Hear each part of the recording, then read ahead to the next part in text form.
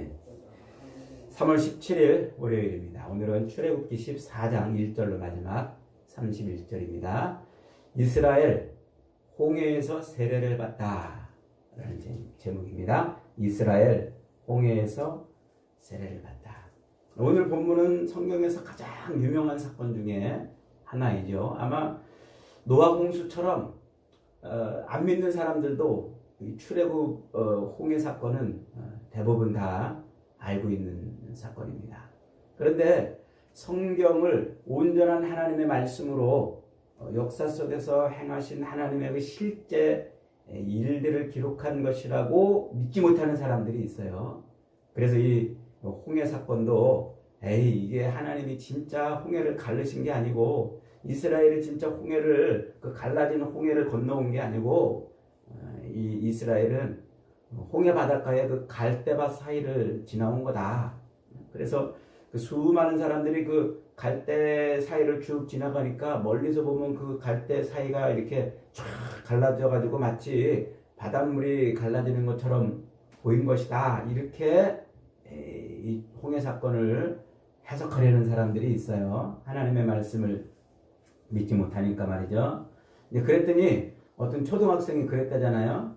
선생님, 이스라엘 백성들은 그 어린애부터 노인들까지 그 갈대 사이를 다 지나갔는데 왜 애굽 군대는 빠져 죽었나요? 이렇게 물으니까 할 말이 없었다고 그러잖아요.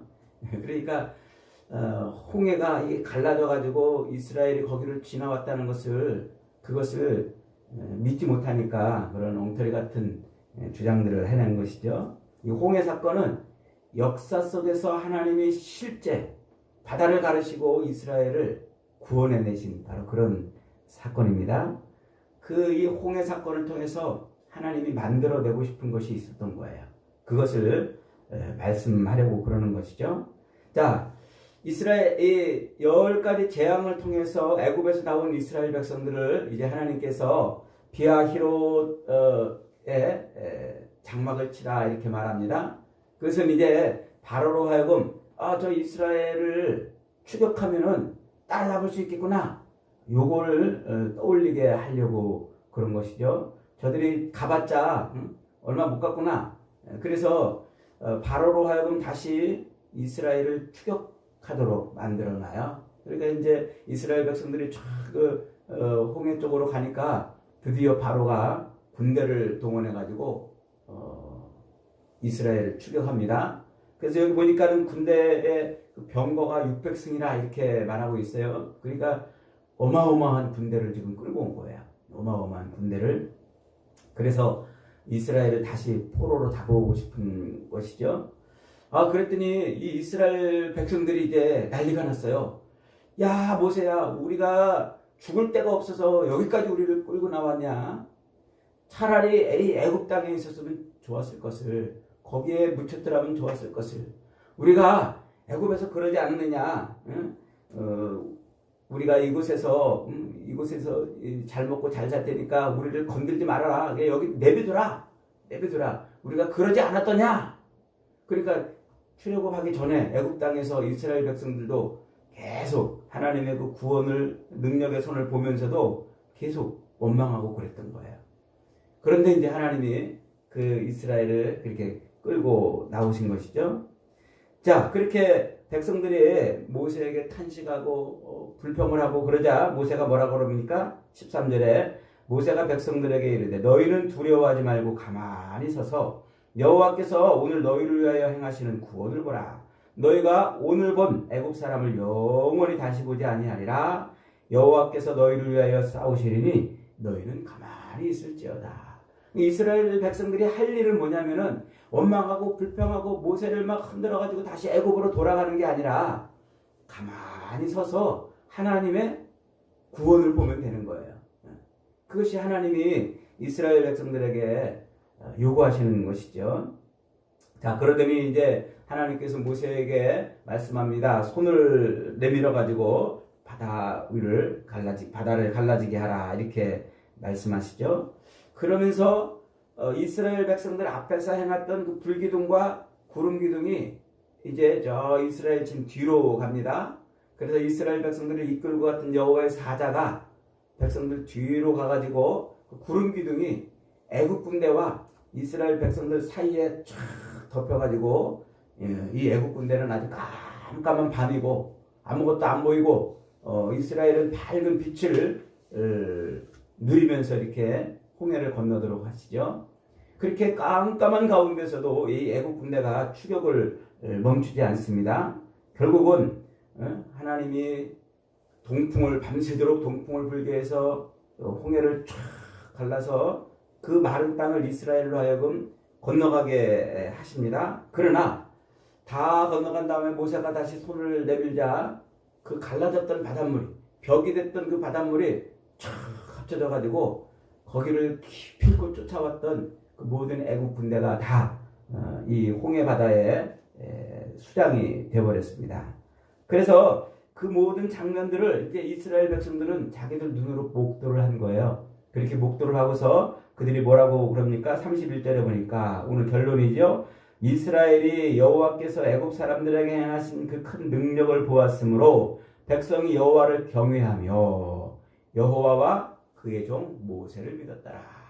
이게 홍해 사건을 통해서 하나님이 이루시려는 것이었습니다. 그러니까 이 홍해 사건은 우연히 벌어진 일이 아니고 어쩌다가 일어난 일이 아니고 하나님이 일부러 이스라엘을 홍해로 오게 만드는 거예요. 홍해 사건을 체험케 하시려고 말이죠. 그래서 우리가 앞장에서 읽었지만 블레셋 땅의 길은 가까울지라도 하나님이 그들을 그 길로 가지 아니하게 하시고 홍해 길로 인도하셨다 하고 이렇게 기록을 해놨지 않습니까? 그러니까 애굽에서 장자가 죽어나가는 그 통곡을 들으면서 나왔던 그 이스라엘 백성들이 홍해 앞에 도착하자마자 금방 모세한테 우리를 왜 여기서 죽게 하려고 그러느냐, 차라리 애굽에서 그냥 있었더라면 좋지 않았겠느냐 하면서 우리 애굽 사람을 섬길 것이다, 애굽 사람을 섬기는 것이 광야에서 죽는 것보다 낫겠도다, 이렇게 원망하고 불평을 하는데 그 원망과 불평을 하는 이스라엘 백성들을 죽이시는 거예요. 어디에서? 홍해를 통해서 말이죠. 그래서 하나님은 그렇게 원망과 불평에 옛날 그 애굽에 사로잡혀서 원망과 불평에 사로잡고 있던 그 옛 이스라엘을 홍해에서 죽이시고 새 이스라엘로 만들어내시는 그 사건이 바로 홍해 사건인 거예요. 그래서 성경은 이 물은 항상 심판과 구원을 동시에 상징한다고 그랬죠.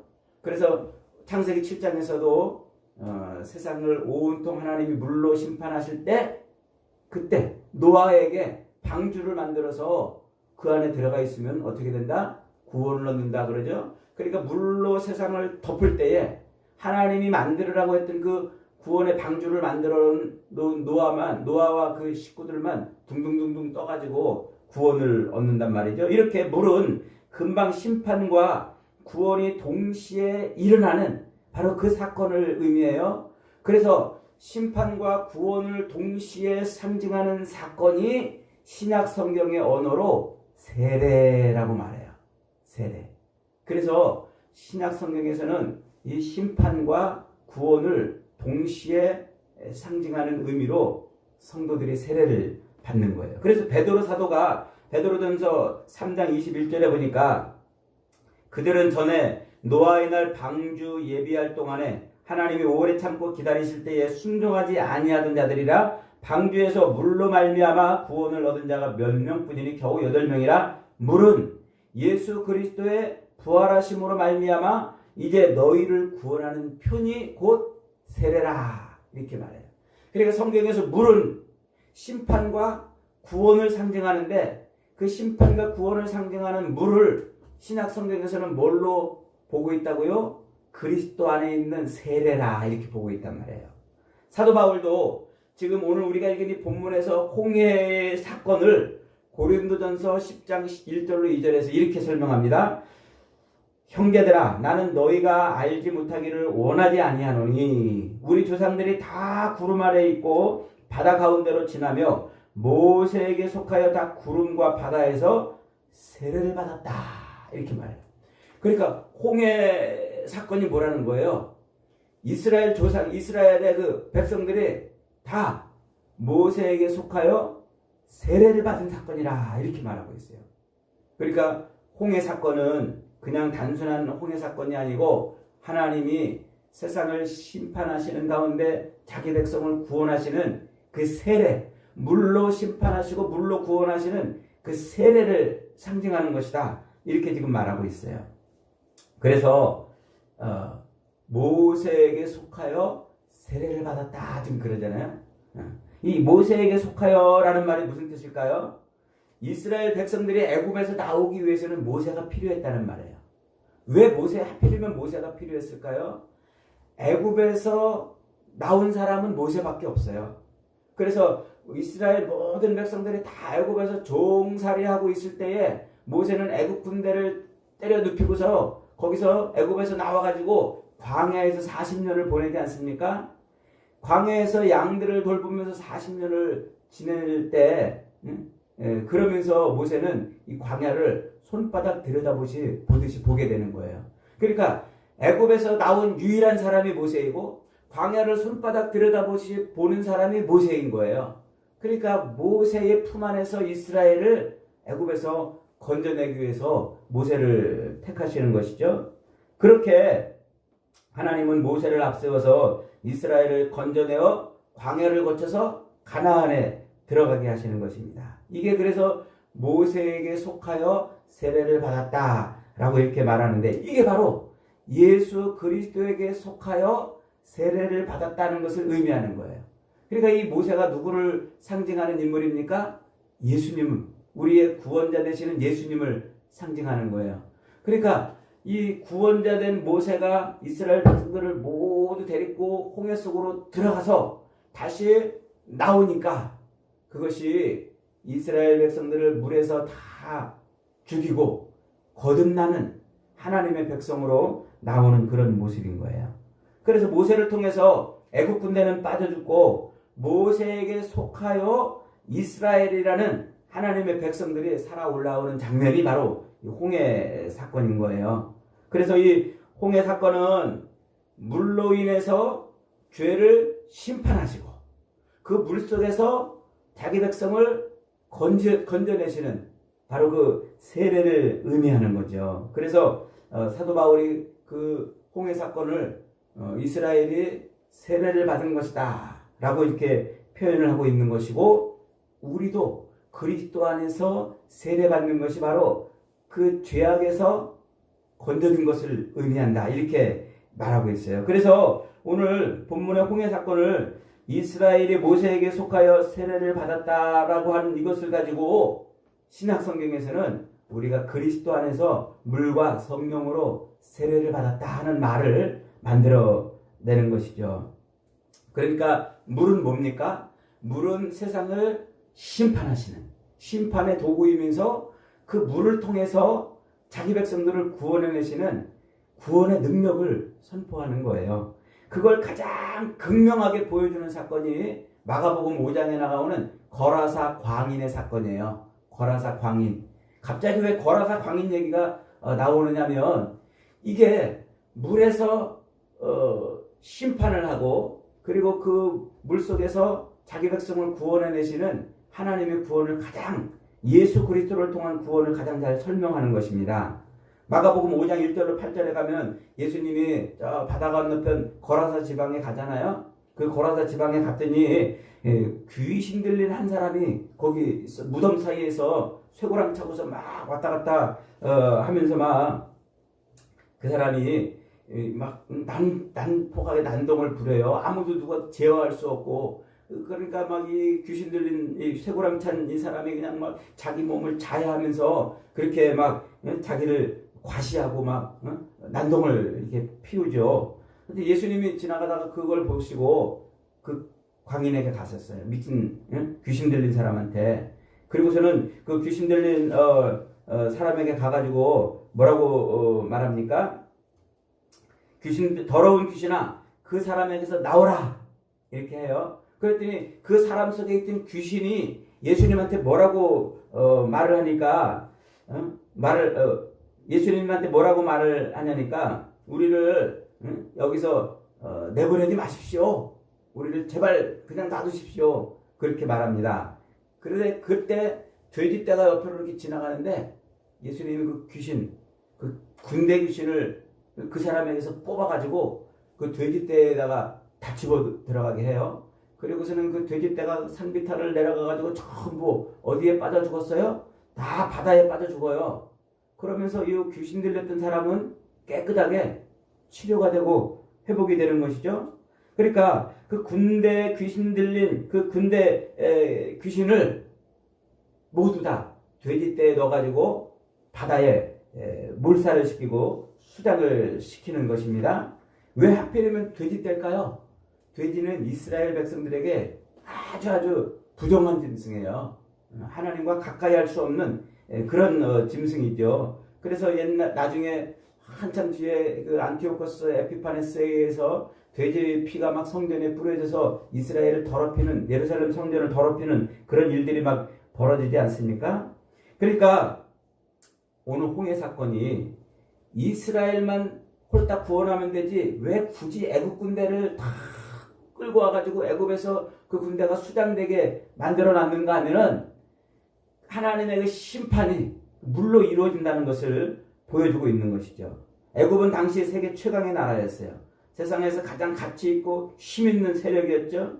인간들이 자기들의 힘이라고 여기고 그것에 의지하여 살고 그것에 붙들려 그렇게 스스로 종노릇하고 살고 있는 그들을 꺼내시는 거예요. 어디에서? 물을 통해서 꺼내시는 거예요. 그래서 귀신에게 사로잡혀서 자기도 어찌할 수 없고 자기 몸을 자해하면서 힘을 과시하던 그 미친 광인을, 그 광인에게 있던 그 귀신을 뽑아내가지고 돼지떼에 넣어서 바다에 수장시키는, 그래서 그 사람을 구원해내는 예수 그리스도의 구원의 능력을 설명을 하고 있는 것이죠.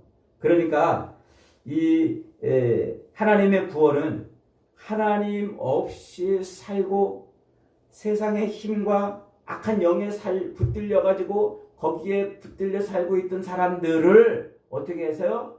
그들을 다시 그 힘으로부터 끄집어내는 거예요. 그 힘을 바다에 수장시키고 몰살을 시키고 거기에서 건져내는 것. 그것이 바로 하나님의 구원의 능력인 것이죠. 그래서 우리가 예수 그리스도에게 속하여 세례를 받는 거예요. 예수 그리스도에게 속하여 세례를 받는 것은 곧 모든 악한 것이 물에 다 심판받고 우리는 그 물 속에서 구원의 방주가 떠오르듯 예수님을 믿는 믿음으로 둥둥둥둥 떠올라서 가나안에 들어가는 것이죠. 여러분, 이게 바로 홍해 사건이 우리에게 가르쳐 주려는 것입니다. 여러분, 예수님을 믿으면서 세례를 받으셨습니까? 물과 성령으로 세례를 받으셨습니까? 그렇다면 이 마귀에게 사로잡혀 있던 우리의 옛사람이 물과 성령에 빠져 죽었다는 것을 의미해요. 동시에 그것으로 말미암아 다시 살아났다는 것을 의미해요. 그러니까 나는 죽고 물과 성령으로 세례를 받았다는 말은 이제 나는 죽고 성령으로 인해서 나는 죽고 누가 다시 성령으로 인해서 내가 다시 살아나는 거예요. 이 그림이 바로 우리의 구원을 말하는 거죠. 옛사람은 죽고 새 사람이 사는 거예요. 그래서 하나님과 상관없이 악한 영의 지배를 받고 살던 인생이 물과 성령으로 세례를 받음으로 성령의 지배를 받는 그런 사람으로 거듭나는 것입니다. 여러분, 이제 우리가 세례를 받았다면 옛사람은 죽고 새 사람으로 거듭난 줄 믿으시기 바랍니다. 다시 애굽의 삶을 그리워하지 마세요. 애굽으로 돌아가려고 애쓰지 마세요. 다시 애굽으로 가고 싶다고 원망하고 불평하지 마세요. 이제 우리는 애굽에서 나와 우리의 구원자가 된, 그리고 광야를 손바닥 들여다보듯이 보는 그 모세를 의지하여 이스라엘 백성들이 광야를 나갔듯 우리를 구원하신 예수 그리스도, 우리의 인생을 손바닥 들여다보듯이 보시는 예수 그리스도를 의지하여 광야의 삶을 살면 됩니다. 그러면 그 끝자락에는 가나안이 있는 겁니다. 저와 여러분들은 이 광야 같은 인생을 사는 동안 자꾸 세상 것을 의지하고 세상을 그리워하고 세상을 기대어 사는 것이 아니라 우리 인생의 구원자 되신 예수님을 의지하고 예수님의 기대어 가나안에 들어가는 저와 여러분이 다 되시기를 주님의 이름으로 축복합니다. 아멘. 말씀 붙들고